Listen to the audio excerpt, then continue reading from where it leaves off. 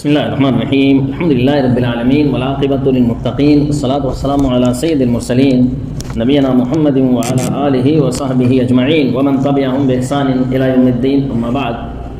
محترم سامعین اکرام، آج کا جو خطبہ ہوا ہے آدم علیہ السلام کے دو بیٹوں کے تعلق سے ہوا ہے۔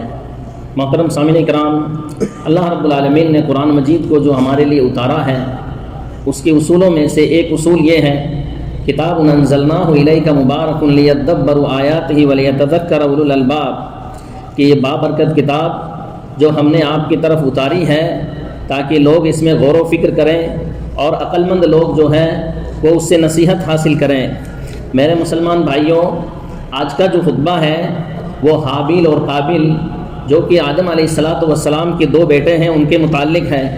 قرآن مجید کے اندر اللہ رب العالمین کا ارشاد ہے، وَاتْلُ عَلَيْهِمْ نَبَأَ ابْنَيْ آدَمَ بِالْحَقِّ إِذْ قَرَّبَا قُرْبَانًا فَتُقُبِّلَ مِنْ أَحَدِهِمَا وَلَمْ يُتَقَبَّلْ مِنَ الْآخَرِ قَالَ لَأَقْتُلَنَّكَ قَالَ إِنَّمَا يَتَقَبَّلُ اللَّهُ مِنَ الْمُتَّقِينَ لَئِن بَسَطتَ إِلَيَّ يَدَكَ لِتَقْتُلَنِي مَا أَنَا بِبَاسِطٍ يَدِيَ إِلَيْكَ لِأَقْتُلَكَ إِنِّي أَخَافُ اللَّهَ رَبَّ الْعَالَمِينَ۔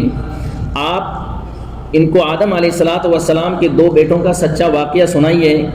جب ان دونوں نے قربانی پیش کی تو ان میں سے ایک کی قربانی تو قبول ہو گئی اور دوسرے کی قربانی قبول نہ ہوئی۔ دوسرے نے پہلے سے کہا، میں ضرور تمہیں مار دوں گا۔ پہلے نے جواب دیا، اس میں میرا کیا قصور ہے؟ اللہ تو صرف پرہیزگاروں کی قربانیوں کو قبول کرتا ہے۔ اگر تو مجھے مار ڈالنے کے لیے میری طرف ہاتھ بڑھائے گا تو بھی میں تجھے قتل کرنے کے لیے اپنا ہاتھ نہیں بڑھاؤں گا۔ میں تو اللہ رب العالمین سے ڈرتا ہوں۔ میں چاہتا ہوں کہ تو میرا اور اپنا گناہ سب سمیٹ لے اور اہل جہنم میں سے ہو جائے، اور ظالم لوگوں کی یہی سزا ہے۔ بالآخر دوسرے کو اس کے نفس نے اپنے بھائی کے قتل پر آمادہ کر لیا، چنانچہ اسے مار ڈالا اور نقصان اٹھانے والوں میں سے ہو گیا۔ پھر اللہ رب العالمین نے ایک کوا بھیجا جو زمین کو کورید رہا تھا تاکہ اس قاتل کو دکھائے کہ وہ اپنے بھائی کی لاش کیسے چھپا سکے۔ کوے کو دیکھ کر کے وہ کہنے لگا، افسوس میں تو اس کوے سے بھی زیادہ گیا گزرا ہو گیا کہ اپنے بھائی کی لاش کو چھپا نہیں سکا۔ اس کے بعد وہ اپنے کیے پر بہت نادم ہوا۔ اسی وجہ سے ہم نے بنی اسرائیل کے لیے توریت میں یہ بات لکھ دی، جس شخص نے جان کے بدلے کے علاوہ زمین میں فساد برپا کرنے کی غرض سے کسی دوسرے کو قتل کیا تو اس نے گویا سب لوگوں ہی کو قتل کر دیا، اور جس نے کسی کو ناحق قتل ہونے سے بچا لیا گویا اس نے تمام لوگوں کی جان بچا لی۔ اور ان کے پاس ہمارے رسول واضح دلائل لے کر آتے رہے، پھر بھی ان میں سے اکثر لوگ زمین میں زیادتیاں کرنے والے ہوئے۔ محترم سامعین اکرام، علامہ ابن جریر، ابن ابی حاتم، سدی، یہ سب کے سب ابن عباس رضی اللہ عنہ اور عبداللہ بن عمر اور عبداللہ بن عمر رضی اللہ عنہم سے جو ہیں روایت کرتے ہیں کہ نسل آدم کی افزائش کے لیے اللہ رب العالمین نے آدم علیہ السلام کے دین میں یہ جائز قرار دیا تھا کہ حوا کے ایک حمل سے پیدا شدہ لڑکے اور لڑکی دوسرے حمل سے شادی کرتے۔ قابیل کے ساتھ جو لڑکی پیدا ہوئی وہ خوبصورت تھی، اس لیے قابیل نے اپنی ہی بہن سے شادی کرنی چاہی۔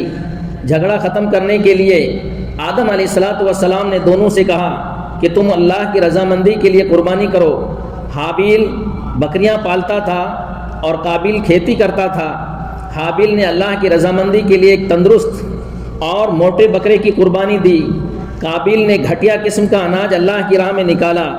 حابیل کی قربانی قبول ہوئی، یعنی آسمان سے آگ آئی اور اسے کھا گئی، جو اس کے قبول ہونے کی دلیل ہوتی تھی، اور قابیل کی بدنیتی کی وجہ سے اس کی قربانی قبول نہیں ہوئی، جس پر وہ حسد میں مبتلا ہو گیا اور حابیل سے کہا، میں تمہیں قتل کر دوں گا۔ حابیل نے کہا، اللہ اہل تقوی کی قربانی قبول کرتا ہے، اگر تمہاری قربانی قبول نہیں ہوئی تو اس میں میرا کیا قصور ہے؟ میرے مسلمان بھائیوں، اس کے اندر چند جو ہیں ہمارے لیے سبق ہے۔ سب سے پہلا سبق یہ ہے، لن تنالوا البر حتی تنفقوا مما تحبون، تم بلائی کو ہرگز نہیں پا سکتے جب تک کہ اپنی سب سے محبوب چیز اللہ کے راستے میں خرچ نہ کر دو۔ حابیل اور قابیل کی قربانیوں کے اندر بہت بڑا فرق پایا جاتا ہے۔ قابیل نے ایک مٹھی بھر ردی غلہ اللہ کے راستے میں قربان کیا، جبکہ حابیل نے اپنے دیوڑ میں سے سب سے موٹا بکرا اللہ رب العالمین کے لیے قربان کیا۔ نمبر 2، اللہ رب العالمین کا ارشاد ہے انما یتقبل اللہ من المتقین، اللہ رب العالمین متقیوں ہی کی عبادت کو قبول کرتا ہے۔ اس کے اندر عبادت کی قبولیت کا سبب موجود ہے۔ قابیل نے اپنے نفس کے اندر یہ سوچا کہ اللہ رب العالمین کی قبولیت کی بغیر پرواہ کیے اس نے ایک مٹھی اناج کی دی، اور جبکہ حابیل نے اپنے دل میں اللہ کی رضامندی اور اس کے حکم کو تسلیم کیا۔ نمبر 3، فتنوں میں مومن کا کردار کیا ہونا چاہیے؟ میرے مسلمان بھائیوں، ناحق کسی پر ظلم کرنے اور کسی کا خون بہانے سے فتنوں کے وقت بچنا چاہیے، جیسا کہ اللہ رب العالمین نے فرمایا لَئِن بَسَطْتَ إِلَيَّ يَدَكَ لِتَقْتُلَنِي مَا أَنَا بِبَاسِطٍ يَدِيَ إِلَيْكَ لِأَقْتُلَكَ إِنِّي أَخَافُ اللَّهَ رَبَّ الْعَالَمِينَ۔ چوتھا درس یہ ہے الدال علی الشر کفاعلہ، برائی کی رہنمائی کرنے والا بھی یا برائی کو بتانے والا بھی برائی کرنے ہی کی طرح اس کی جو ہے سزا دی جاتی ہے۔ سب سے پہلے قتل کی جو بنیاد ڈالی ہے وہ قابیل نے اس کی بنیاد ڈالی تھی، اور اب جتنے بھی قتل ہوں گے اس کا گناہ جو ہے اس کا ایک حصہ جو ہے قابیل کے اوپر آئے گا۔ اللہ رب العالمین نے فرمایا فَطَوَّعَتْ لَهُ نَفْسُهُ قَتْلَ أَخِيهِ فَقَتَلَهُ فَأَصْبَحَ مِنَ الْخَاسِرِينَ۔ آخر کار اس کے نفس نے اس کو قتل کے اوپر ابھارا اور اس نے اپنے بھائی کو قتل کر دیا اور وہ خسارہ پانے والوں میں سے ہو گیا۔ اللہ کے رسول صلی اللہ علیہ وسلم نے فرمایا لا تقتل نفس ظلما الا كان على ابن آدم الاول كفل من دمها لان اول من سن القتل، متفق علیہ۔